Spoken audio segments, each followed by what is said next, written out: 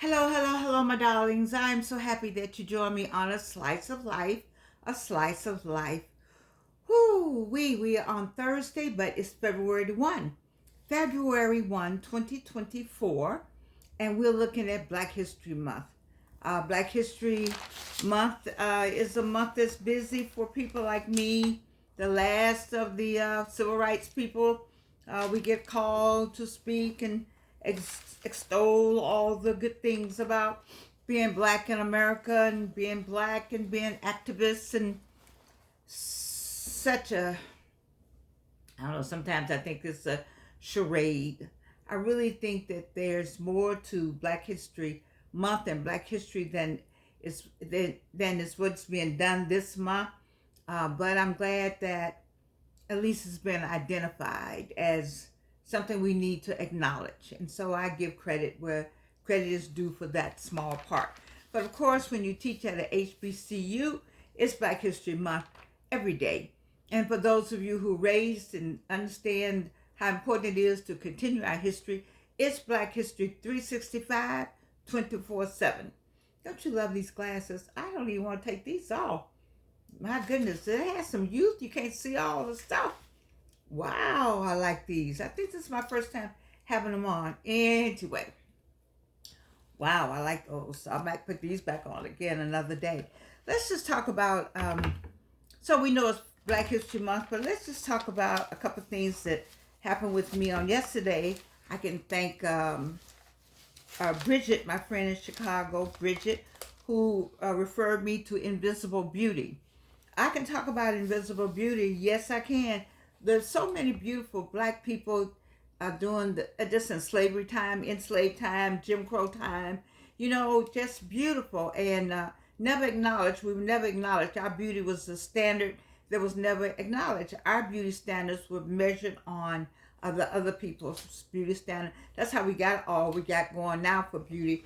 But I love watching the young people now with their natural hair and the braids, and I don't know. I just think you look so good. I like all my stuff too. I'm old school girl, so it's okay.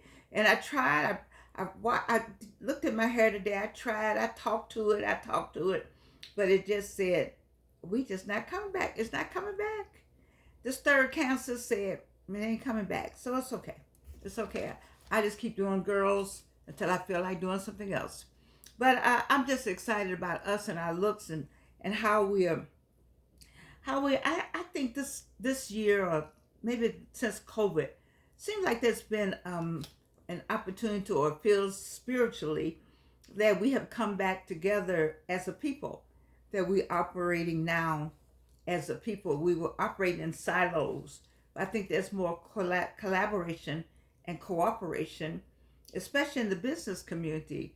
I really think that we've figured out that we've been making a lot of people rich, but we haven't made any of us rich. We still have some Willie Lynch.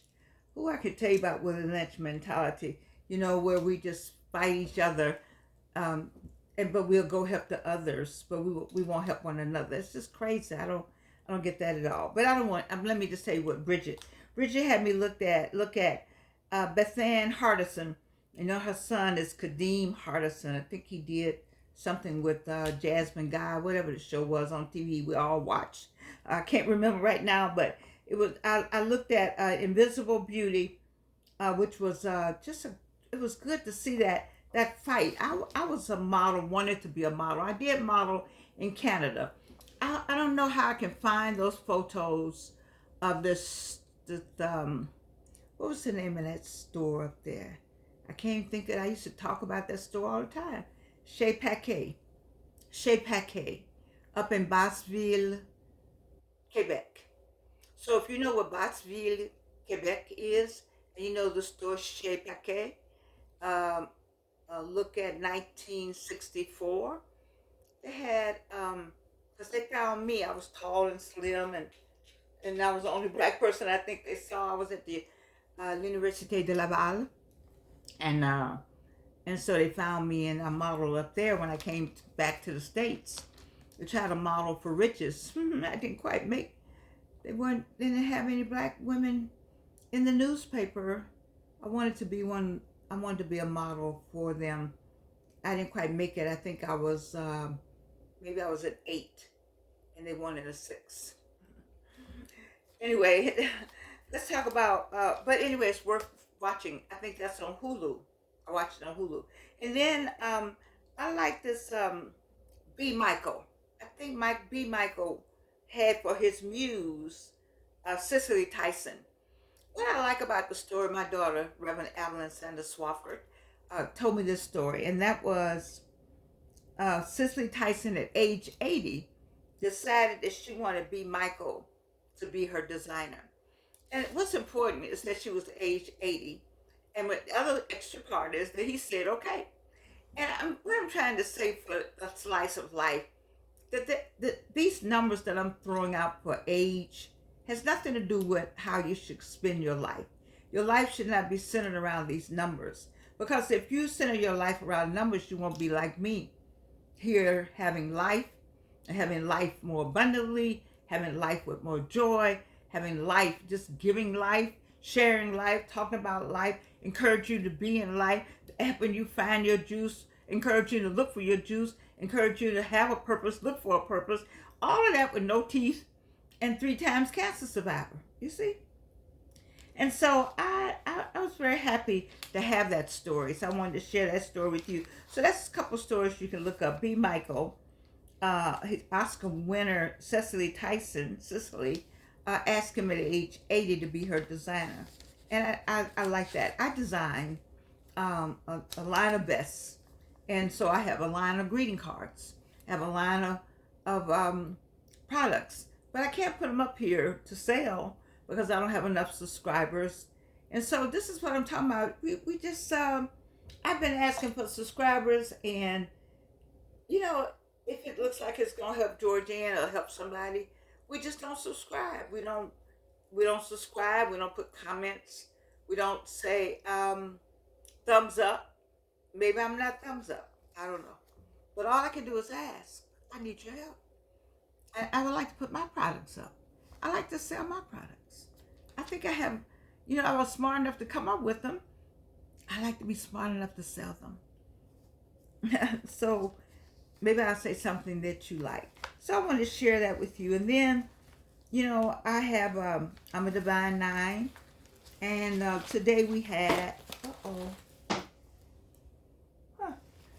it's always a noise. We had an Omega service today, and we had it for a wonderful, wonderful, wonderful, loving woman, Willie Louise Robinson. So for those of you who are in the Divine 9, you know what these Omega services are. And so I have on my black and my pearls. And Mrs. Robinson was the wife of, the late architect, Mr. Robinson. They had Robinson's Architectural Company. And, people love them. I love them. Joseph Robinson and Willie Louise Robinson. So may God rest her soul. They're in heaven together. So raw. The book I use for this show is Super Aging, because I just think that getting older without getting old is just a must. I know I'm getting older. It's harder to get up and down stairs, It's harder to do a lot of things. It's a little more difficult. But that doesn't mean that I don't do them. I take the position that I just select the age. What did I tell you about what goes on? What goes on here controls this. So you select the age. And you say, okay, I'm 35 today. Well, when I was 35, I could do this. And I promise you, you'll get older without getting old. Because your mind will say, oh, I'm 35? Ooh, let me go ahead and get that. Let me reach down there and get that for her. That's how you get it done. And then you get up and go, oh, Lord help me. So, and the other book I use that I like is The Well-Lived Life. We talked about, I found something in there yesterday. I'm not going in here today. I'm not going into either book because I want to go and look at what the my sorority has a calendar, and we're in this book right here, and so we're on February, And I wanted to read you what February said. I think I talked to you about what January said. I am the architect of my life. I build its foundation and choose its contents. I need you to know this kind of, I need you to say these kind of affirmations and want to know more about them and say them to yourself. And when you get these kind of things in your head, I am the architect of my life, you are. You know, other people not telling you how to run that life that you've been in for 35 years now, 45 years, 55 years. Why is somebody outside telling you how to run your life? I build my foundation. I choose its contents. Of course, you know, I always say, I don't leave God out of the combination now. God and I talk to God. God is in all that I'm doing. So February says, I am love. I am purpose. I was made with divine intention. I am love. You know, we talked about that whole loving yourself. You know, you have to love yourself. If you don't love yourself, I don't know what you're gonna do. How you gonna make it on this world without loving yourself? You gotta be in love with yourself. And then this right here, I had this fur here today because I wanted to put it on. Since I had the black on, I want to just kind of throw it up here and have it on today. I just felt this kind of glam going on with me today, but I thought it was much. I don't want to be much today. Plus, it's hot right here. What I really want to look at for my final statements is it's sad. This is a sad story. I know it saddened me, and it appears to have saddened most of America, but it's a sad story because a cartoon character, a Muppet that you know as Elmo, simply asked the question, how you doing? How simple and hard is that to answer? Do you know that they had to open up some kind of telephone line, some mental health line, because of the stories that Elmo now, a Muppet, if we can be clear about it, with a person making the Muppet move, they responded to him with a deluge, a response that ensued to the point that a mental health hotline had to be opened to offer some kind of refuge or some kind of help for the depressed state of mind of America. America is in the depressed state of mind. And you know what, everybody? We've been in one since the pandemic. Yes, we have. Because what happened in the pandemic? We watched on TV how many people died. How many people died. We watched the TV turn red. We watched to see what's coming up on. With grandmamas and grandfathers had to be away from me. People were isolated. You know, people you thought you loved, you didn't love anymore because you were in the house with them all the time. Pretty belt. You see my pretty belt? Mm-hmm. Anyway, oh, my daughter doesn't know. I'm going to tell her I'm doing my show right now. All right, I'm gonna call you back, daughter.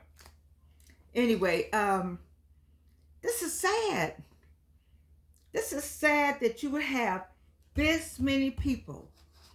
The world is so sad. The world is so depressed that you would turn this right here, a Muppet, ask, how you doing? And you would think, oh, how's everybody doing? You would say, that's not a bad question. And you find out that the world is depressed. I was disappointed. I was disappointed, but you know what? I was glad. I was glad that he asked the question. So we need to start asking each other, how we doing?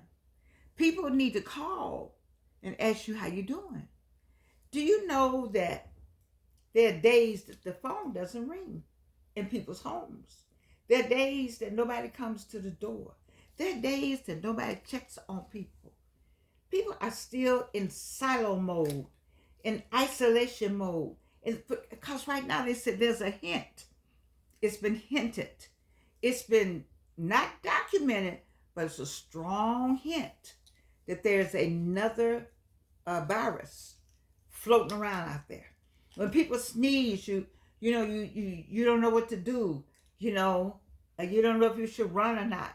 And then I have a friend call me today. She has COVID, and she couldn't help. She's got COVID, and one of the things we all stopped doing was wearing our mask. I'm guilty, and I should wear it with no teeth up here. But I don't want to put it on. I don't feel like it.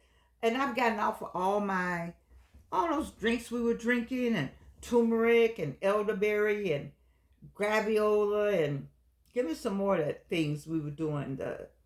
All that we were doing, orange juice shots and this kind of shot and the vegetable shot. We got off all of that because we had Christmas. We had Thanksgiving. It was an opportunity to shop and be with each other and have fun and drink and dance. People, the Muppet that's controlled by a human. How are you doing? And you are not doing well, America. You are depressed. You're still depressed from January the 6th. You're still depressed from all the shenanigans that's going on. You don't know what's going on. You can feel, you know it's not right. I know it's not right. You all know it's not right. We know something isn't right. And I'm so glad he asked the question. So what does that say for you? What does that say for you? It says that you have got to stop the madness. Settle yourself down. Get you something you know how to do and do it. Get you some people you know how to do it with and get with those people. Help some people along the way because this thing ain't over. Oh, baby boy, baby girl. I believe they got something for us in 2024. I believe Joshua Giles. You don't have to believe him. You don't have to listen to the same people I listen to. I ain't mad with you. You listen to whomever you want to listen to. I'm going to listen to who I want to listen to. But I know we better be doing something to see about ourselves. You better have an A and a B plan. And all of them comes with prayer. Because prayer changes things. I know I'm a result of prayer. How can you have this many cancers? And I'm here on borrowed time every day. They took me off of chemo. I couldn't take it anymore. I had infusion chemo. Do you understand what that means? Do you have any idea what infusion chemo is? Look it up. I don't want that anymore. I don't want it anymore. I don't want it anymore. I can't take it anymore. The best I can do is come to you and love on you, have a slice of life, and let you know I love you. And guess what? Aren't these glasses cute? I think the fur around here would have been fab. Let's see how all this look together. Let me see. I don't want to move all this right now, but if I had this on today with this, Georgianne, to live long enough, to love long enough, to have God on my side. None of this. Do you think nothing I have? Nothing. Love the journey, you love it with God. Nothing. I give him all the honor, the glory, and the praise. Even loving on you. Because I do love you. He loved me. I love you. And you can't do anything about it. Girl, these glasses just killing me today.